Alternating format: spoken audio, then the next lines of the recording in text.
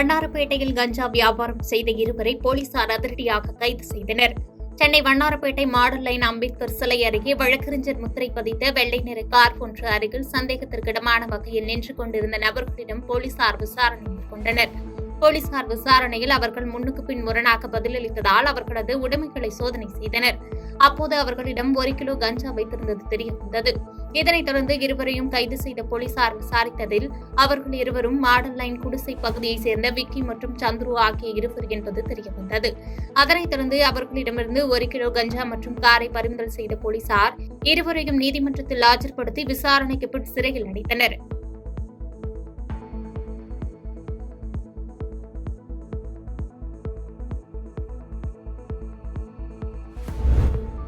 பேரணாம்பட்டு மலைப்பகுதியில் 2000 லிட்டர் கள்ளச்சாராயம் ஊரலை போலீசார் அழித்தனர்.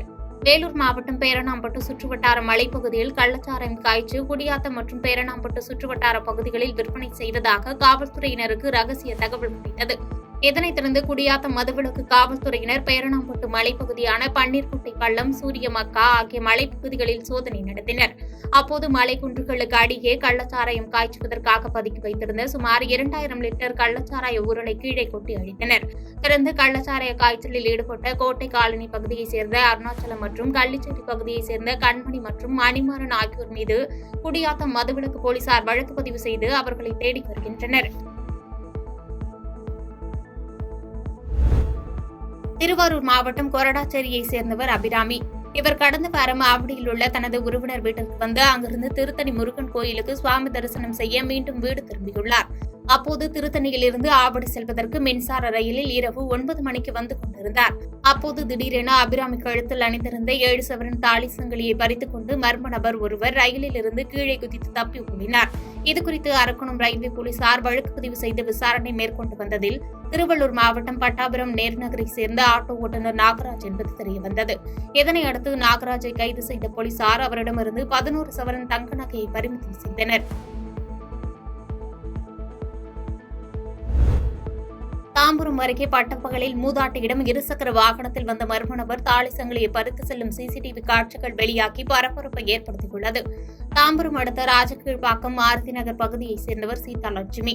இவர் வீட்டின் அருகே உள்ள நேதாஜி தெருவில் உள்ள கடைக்கு சென்றுவிட்டு வீடு திரும்பிய போது இருசக்கர வாகனத்தில் வந்த அடையாளம் தெரியாத மர்ம நபர் ஒருவர் சீதாலட்சுமி அணிந்திருந்த 2.5 சவரன் தாலி சங்கிலியை பறித்து சென்றுள்ளார்.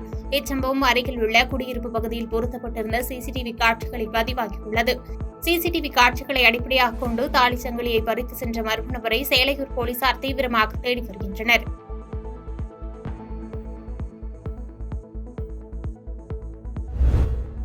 குளித்தலை அருகே தனியார் பேருந்தும் சரக்கு வாகனமும் நேருக்கு நேர் மோதிய விபத்தில் சரக்கு வாகன ஓட்டுநர் சம்பவ இடத்திலேயே பரிதாபமாக உயிரிழந்தார்.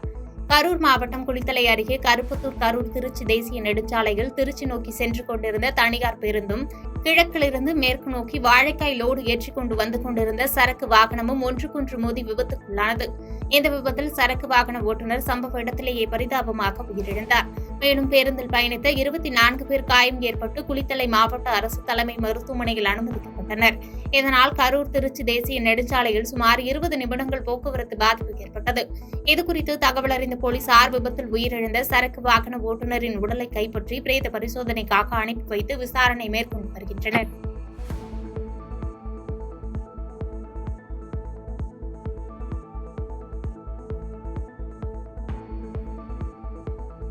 பாதகம் செய்பவரை கண்டால் நாம் பயங்கொள்ளலாகாது பாப்பா. மோதி மிதித்து விடு பாப்பா, அவர் முகத்தில் உமிழ்ந்து விடு பாப்பா. அண்மை செய்திகளை உடனுக்குடன் தெரிந்து கொள்ள இணைந்திருங்கள் இயம்நாடு தொலைக்காட்சியுடன்.